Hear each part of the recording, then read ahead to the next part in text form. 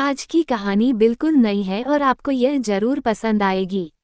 अगर आप हमारे चैनल पर पहली बार आए हैं तो हमारे इस चैनल इमके स्टोरी 3.0 को सब्सक्राइब करके नोटिफिकेशन बेल पर क्लिक कर ले ताकि हमारे नए वीडियो का नोटिफिकेशन सबसे पहले आपको मिल सके। दृष्टि एक बार अपने परिवार के साथ ट्रेन में कहीं जा रही थी। तभी ट्रेन किसी स्टेशन पर रुक गई और 1 घंटे तक उसी स्टेशन पर रुकी रही। बहुत से पैसेंजर ट्रेन के नीचे उतरे हुए थे। तब दृष्टि के पिता ट्रेन से नीचे उतरे और किसी से पूछा कि गाड़ी क्यों रुकी है। तब किसी ने बताया कि ट्रेन के ड्राइवर को हार्ट अटैक आ गया है। वो तो दूसरे ड्राइवर ने गाड़ी को इस स्टेशन पर रोक दिया और हम सबको बचाया। उसको अस्पताल ले जाया गया है, शायद ही उसकी जान बचे। भगवान उनकी रक्षा करे, दृष्टि के पिता ने कहा। अब पता नहीं कब तक ये ट्रेन चलेगी, एक यात्री ने कहा। फिर दृष्टि के पिता वापस ट्रेन के अंदर आ गए। दृष्टि के पूछने पर उसके पिता ने उसको बताया कि ड्राइवर को हार्ट अटैक आ गया है। दृष्टि के पिता ने अपनी बेटी को पूरी आज़ादी दे रखी थी। वो किसी भी बात के लिए उसको रोकते या टोकते नहीं थे। दृष्टि वहीं पास में बैठे कुछ लड़कियों की बातें सुन रही थी जो कि भागकर शादी करने के बारे में कह रही थी। तब दृष्टि उनके पास चली गई। दृष्टि ने उनमें से एक लड़की को पूछा, मैंने सुना कि तुम भागकर शादी करना चाहती हो। तब एक लड़की जिसका नाम उषा था बोली, तुमको इससे क्या लेना देना। तब दृष्टि बोली, यार ट्रेन में वैसे भी सफ़र नहीं कट रहा था और अब तो पता नहीं कब तक ट्रेन चलेगी। तुम्हारी बातों से लगा कि तुम्हारी लव स्टोरी सुनूंगी, लेकिन नहीं बताना चाहती तो मत बताओ।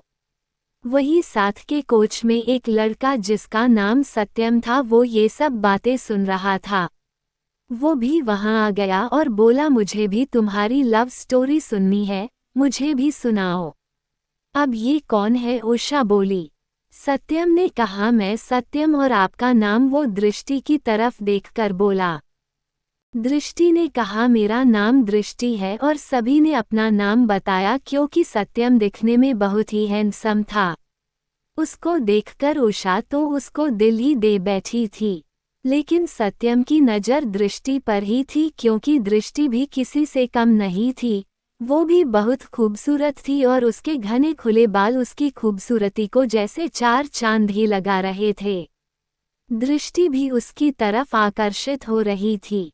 तब उषा ने सत्यम से पूछा, क्या तुम भी किसी से प्यार करते हो? सत्यम ने कहा, नहीं नहीं, मैं किसी से प्यार नहीं करता, लेकिन मुझे लव स्टोरीज पसंद है। तब उषा ने मन में कहा कि तो फिर मेरा रास्ता साफ है। सत्यम ने कहा, तो अपनी लव स्टोरी सुना रही हो या नहीं? तब वो लड़की जो कि भागकर शादी किया था वो बोली, हमारी कहानी की शुरुआत बीच पर हुई, जहां पर हम दोनों पहली बार मिले थे। मैं टफी यानी मेरे डॉग के साथ बीच पर समुद्र के किनारे टहल रही थी। तभी सामने से एक लड़का मुझसे टकराया, हम दोनों नीचे गिर गए।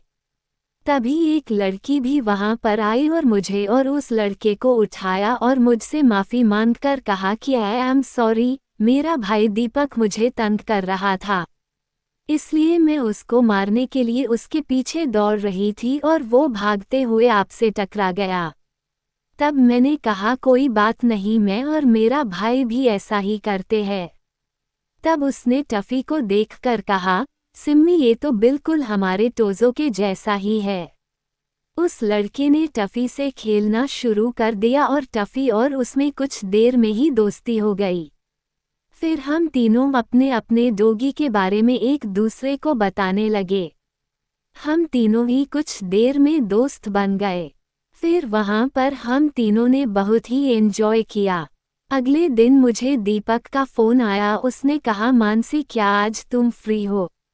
मैंने कहा हाँ। उसने कहा कि आज सिम्मी का बर्थडे पार्टी है, हम सब दोस्तों ने मिलकर उसको सरप्राइज देने का प्लान बनाया है, तुम चाहो तो आकर उसके सरप्राइज में हमारी मदद कर सकती हो। मैंने कहा मैं आती हूँ और मैंने बाजार से उसके लिए एक गिफ्ट खरीदा और उनके घर चली गई। तो मैं उनके घर चली गई। उन्होंने सिम्मी और उसकी मम्मी को बाहर भेज दिया था और वो सब उसके बर्थडे की तैयारी में लगे हुए थे। मैं भी उनके साथ उनकी मदद करने लगी और सारी तैयारियां होने के बाद दीपक ने अपनी मम्मी को फ़ोन कर दिया कि सारी तैयारी हो चुकी है, अब घर आ जाए। तब सिम्मी की मम्मी उसको घर ले आई। हमने घर पर अंधेरा कर रखा था। सिम्मी ने कहा कि मम्मी घर में इतना अंधेरा क्यों है? तभी हमने लाइट जला दी और सभी ने उसको बर्थडे विश किया। सिम्मी ने केक काटा और हम सब ने उसको गिफ्ट दिया और उसके बाद हमने बहुत एंजॉय किया। फिर मैं घर आ गई और हम तीनों ऐसे ही बहुत एंजॉय करने लगे। दीपक और मैं बहुत क्लोज आने लगे। फिर वैलेंटाइन डे पर उसने मुझे प्रपोज कर ही दिया। मैं भी उसको पसंद करती थी, इसलिए मैंने उसे हाँ कर दिया। लेकिन मैंने उसको कहा मेरी एक इच्छा है। दीपक ने कहा क्या? मैंने कहा मेरी ये इच्छा बहुत ही अजीब है, ये मेरा सपना भी है। तब दीपक ने कहा कि बोलो तो सही। तब मैंने कहा कि तुम हंसना मत, मैंने तुमको बताया मेरा ये सपना बहुत अजीब है, लेकिन मैंने ये कसम भी खाई है जब तक मेरा ये सपना पूरा नहीं होगा तब तक मैं शादी नहीं करूंगी। दीपक ने कहा अरे बोल तो सही, क्या सपना है तेरा? मैंने कहा मेरा ये सपना है कि मैं भाग कर शादी करूं, लेकिन मैं मेरे पापा को भी परेशान नहीं करना चाहती। अब तुम बताओ कि तुम मेरा ये सपना पूरा कर सकते हो, क्योंकि जब तक ये नहीं होगा मैं शादी नहीं करूंगी। दीपक पहले तो हंसने लगा, अरे ये भी कोई सपना है? मैंने कहा मेरा तो यही सपना है, पूरा करना है तो बोलो। तब दीपक बोला कि मैं मेरे मम्मी पापा को तकलीफ देकर कोई काम नहीं करूँगा, लेकिन सोचता हूँ इसके बारे में। तब दीपक वहाँ से घर वापस आ गया और अपने माता पिता को इस बारे में बताया। तब उसके पिता ने दीपक को बताया कि इस बारे में तुम उसके पिता से बात करो।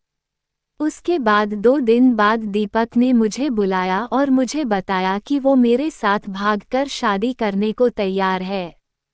तब मैं बहुत ही एक्साइटेड हो गई थी। तब उसने मुझे बताया कि कल हम दोनों भागकर शादी करेंगे। मैं घर पर गई और भागने की तैयारी करने लगी, लेकिन मुझे मेरे पिता की टेंशन हो रही थी। लेकिन उसका भी उपाय दीपक ने मुझे बता दिया था। अगले दिन दीपक बाइक लेकर मेरे घर के सामने आया और 2 बार बाइक का हॉर्न बजाया। मैं घर से बाहर आई और उसके साथ सीधा कोर्ट में गई और हम दोनों ने कोर्ट मैरिज कर ली। कोर्ट से बाहर आते ही मैं बहुत खुश हुई। फाइनली मैंने घर से भागकर शादी कर ली थी। अब इसके बाद मुझे आगे का प्लान फॉलो करना था जो कि मुझे दीपक ने बताया था। लेकिन उससे पहले वो मुझे अपने घर ले गया और सबको हमारी शादी के बारे में बता दिया। वो सब ये सुनकर हक्के बक्के रह गए, लेकिन दीपक ने उनको समझा दिया। उन लोगों ने मेरा स्वागत किया और आशीर्वाद दिया। फिर दीपक ने कहा अब तुम घर जाओ। मैं अपने घर चली गई, लेकिन शादी के बारे में पिताजी को नहीं बताया। दीपक ने कहा था कि अभी मुझे अपने पिता के साथ ही रहना है। फिर अगले दिन दीपक ने अपना प्लान शुरू कर दिया। उसने हमारा रिश्ता लेकर अपने पिता को हमारे घर भेजा। कुछ दिनों से उन दोनों की भी दोस्ती हो गई थी। उन्होंने मेरे और दीपक के रिश्ते की बात कही तो मेरे पिताजी ने कहा कि आपने तो मेरे दिल की बात छीन ली, मैं भी ये चाहता हूँ। तब उन्होंने हमारी शादी पक्की कर दी और कुछ दिनों बाद हमारी शादी पूरे रीति रिवाज के साथ हुई। फिर हमारी सुहागरात को एक राज बताकर दीपक ने मुझे शॉक कर दिया। उसने मुझे बताया कि हमारे भागकर शादी करने के बारे में सबको पता था, यहाँ तक कि तुम्हारे पापा को भी इस बात का पता था। मैं बहुत दुविधा में था क्योंकि तुम भागकर शादी करना चाहती थी, लेकिन मुझे पूरे विधि विधान से शादी करने की इच्छा थी, इसलिए मैं तुम्हारे पापा के पास गया। उन्होंने ही मुझे ये आइडिया दिया।